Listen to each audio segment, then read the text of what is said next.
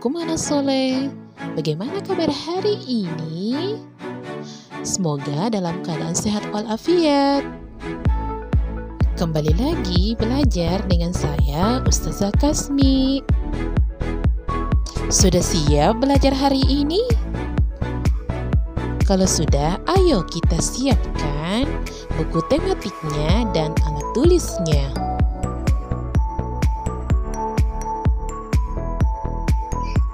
Hari ini kita akan belajar mengenai tema 3, peduli terhadap makhluk hidup, subtema 1, hewan dan tumbuhan di lingkungan rumahku, pembelajaran 1, 2, dan 3.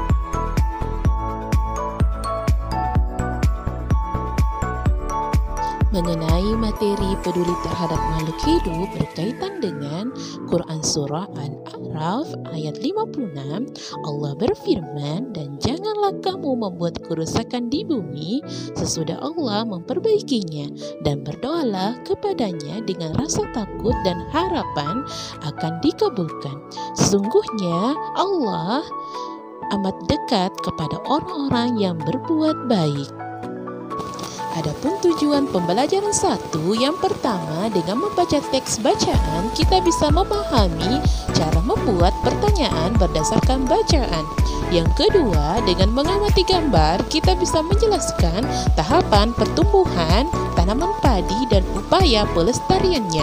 Yang ketiga, dengan membaca teks kita dapat menjelaskan ciri-ciri bentang alam suatu wilayah. Kita masuk pembelajaran 1. Kita masuk materi, yaitu membuat pertanyaan berdasarkan bacaan. Nasi merupakan olahan beras yang berasal dari biji padi. Padi merupakan salah satu hasil pertanian Indonesia. Sebagian besar masyarakat Indonesia mengkonsumsi nasi sebagai makanan pokok. Oleh karena itu, banyak masyarakat Indonesia yang menanam padi di berbagai wilayah. Tahukah Ananda wilayah mana saja ya yang penduduknya banyak menanam padi? Ayo kita baca bacaan berikut pada halaman 3. Dibaca ya, anak-anak soleh.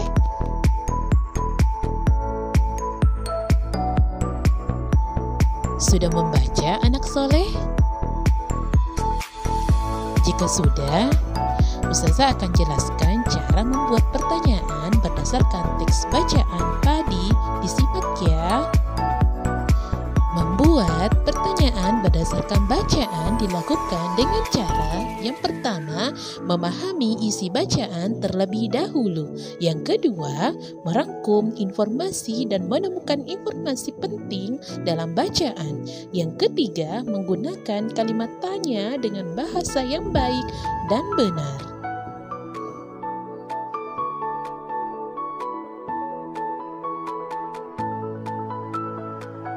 Jadi harus betul-betul dibaca ya anak-anak soleh dan dipahami isi bacaannya sehingga kita bisa membuat pertanyaan berdasarkan teks bacaan padi pada halaman 3.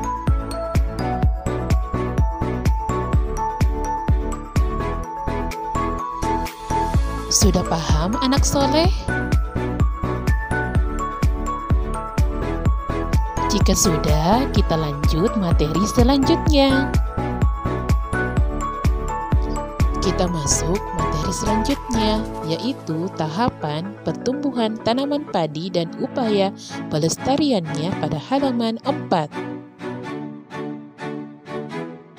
Untuk lebih jelasnya, Ananda perhatikan video berikut, yaitu tahapan pertumbuhan tanaman padi yang dilakukan oleh petani untuk mendapatkan padi menjadi bibit adalah dengan menyebarkan benih terlebih dahulu.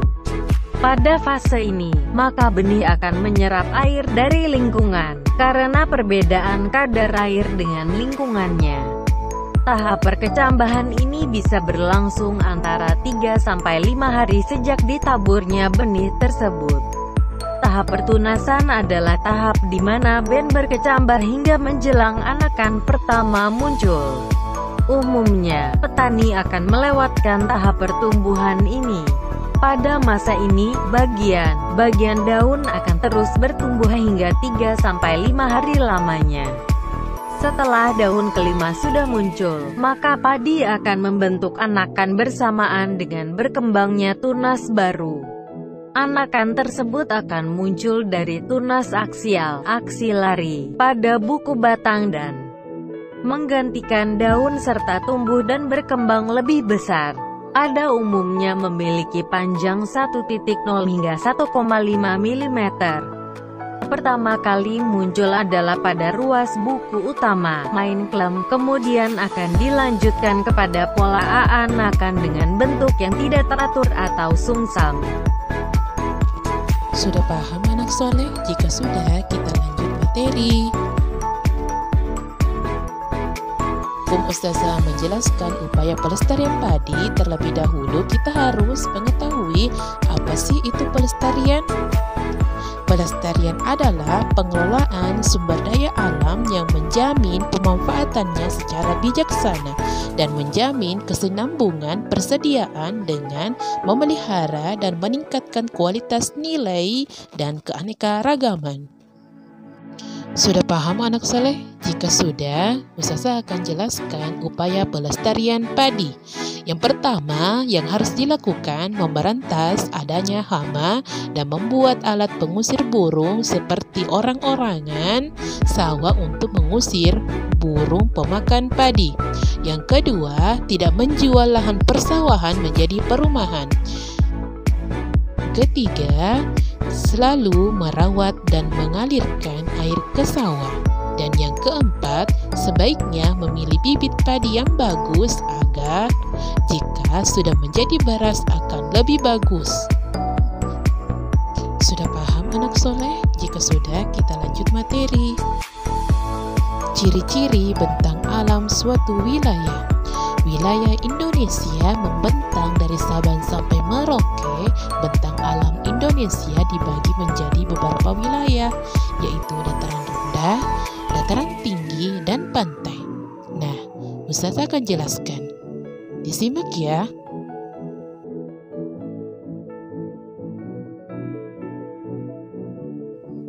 Dataran rendah adalah hamparan luas tanah dengan tingkat ketinggian kurang lebih 200 meter di atas permukaan laut dan digunakan untuk perkebunan seperti kelapa dan tebu dan pertanian seperti padi.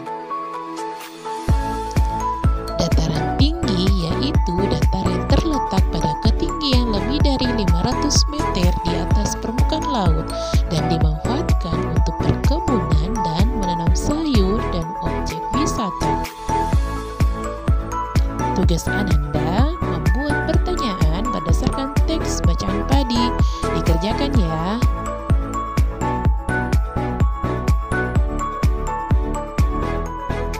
Nah, kita masuk pembelajaran kedua. Adapun tujuan pembelajaran yang kedua, yang pertama yaitu dengan mengamati gambar kita dapat menjelaskan hak dan kewajiban terhadap sumber daya alam. Yang kedua, dengan mengamati dan membaca teks kita dapat membuat karya seni kolase. Kita masuk materi, yaitu hak dan kewajiban terhadap sumber daya alam. Semua orang memiliki hak kewajiban terhadap hasil bumi. Hak adalah sesuatu yang harus kita dapatkan, sedangkan kewajiban adalah sesuatu yang harus kita lakukan sebelum atau sesudah mendapatkan hak. Kita memiliki hak dan kewajiban terhadap bahan makanan yang kita makan. Lani dan keluarganya selalu makan bersama. Pada saat mengambil makanan, adik Lani selalu menginginkan nasi yang banyak. Namun, ia belum bisa mengira-ngira banyak makanan yang mampu ia makan, sehingga makanannya sering tidak habis. Ibu selalu mengingatkan adik Lani agar mengambil makanan secukupnya. Jika kurang, ia bisa mengambil lagi. Nah, anak-anak soleh yang dapat kita contoh dari keluarga Lani, yaitu mengambil makanan secukupnya agar tidak tersisa dan terbuang, merupakan salah satu sikap bijak yang harus dilakukan untuk menghemat sumber daya alam. Sudah paham anak soleh? Jika sudah, kita lanjut materi, yaitu karya seni kolase. Karya seni kolase adalah karya seni dapat dibuat dari berbagai macam benda seperti koran, bekas, kain perca, daun kering, biji-bijian, ataupun manik-manik. Untuk cara membuat karya seni kolase, Ananda dapat membaca pada halaman 13. Dibaca ya anak-anak soleh.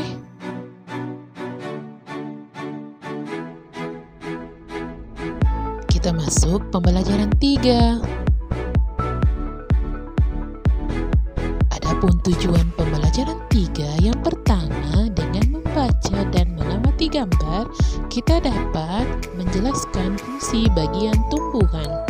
Yang kedua, dengan membaca teks, kita dapat membuat pertanyaan tentang cara menjaga kelestarian lingkungan.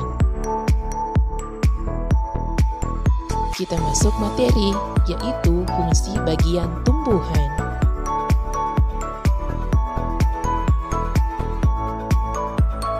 Untuk lebih jelasnya, Ananda dapat memperhatikan video fungsi bagian tumbuhan. Diperhatikan ya anak-anak soleh. Pada video kali ini kita akan belajar tentang bagian tubuh tumbuhan dan fungsinya. Tubuh tumbuhan terdiri atas beberapa bagian, antara lain akar, batang, daun, bunga, buah, dan biji. Setiap bagian tumbuhan memiliki fungsi yang menunjang kelangsungan hidup tumbuhan. Berikut ini adalah bagian-bagian tumbuhan beserta fungsinya. Bagian tumbuhan yang pertama adalah akar.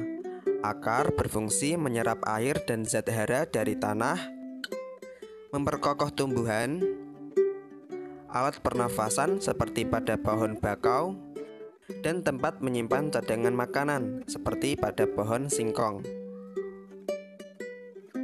Bagian tumbuhan yang kedua adalah batang. Batang berfungsi sebagai alat pengangkut air dan zat makanan dari tanah ke daun atau sebaliknya, menopang tubuh tumbuhan, dan tempat menyimpan cadangan makanan seperti pada tumbuhan sagu dan tebu. Bagian tumbuhan yang ketiga adalah daun.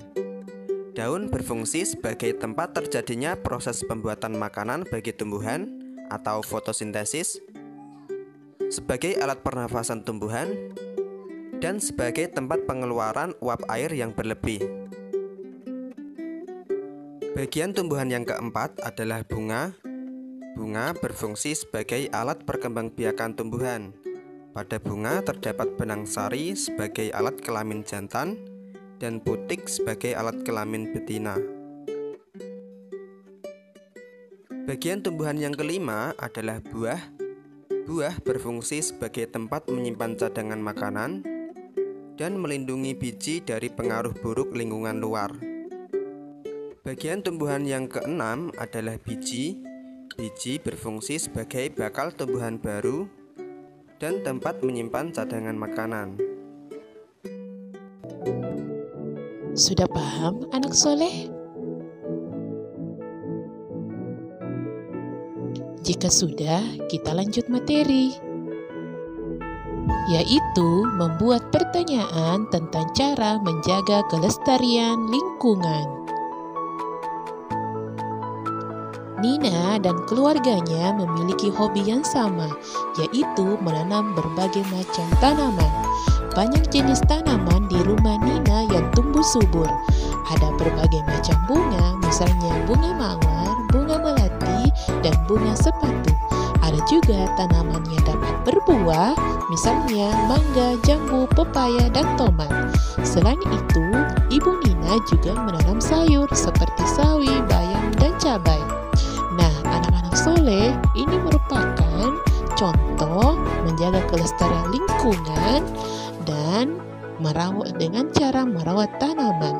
Dan dari tanam tersebut, keluarga Nina dapat menikmati pemandangan yang indah dan udara yang sejuk.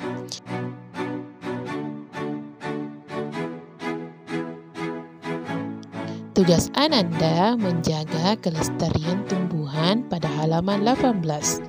Dan yang kedua, membuat 2 pertanyaan tentang cara menjaga kelestarian lingkungan. Tugas yang ketiga, nomor 2, isilah kotak yang disediakan dengan fungsi bagian-bagian tumbuhan pada halaman 21. Syukran anak soleh, semoga apa yang kita pelajari hari ini mudah dipahami dan mendapat pahala di sisi Allah Subhanahu wa Ta'ala. Sebelum kita menutup pembelajaran hari ini, ada baiknya kita membaca doa kafaratul majelis. Doa kafaratul majlis. Bismillahirrahmanirrahim. Subhanakallahumma wa bihamdika asyhadu an la ilaha illa anta astaghfiruka wa atubu ilaik. Artinya, Maha suci Engkau, ya Allah Tuhanku, dan aku memuji syukur kepadamu. Aku bersaksi bahwa tiada Tuhan selain Engkau.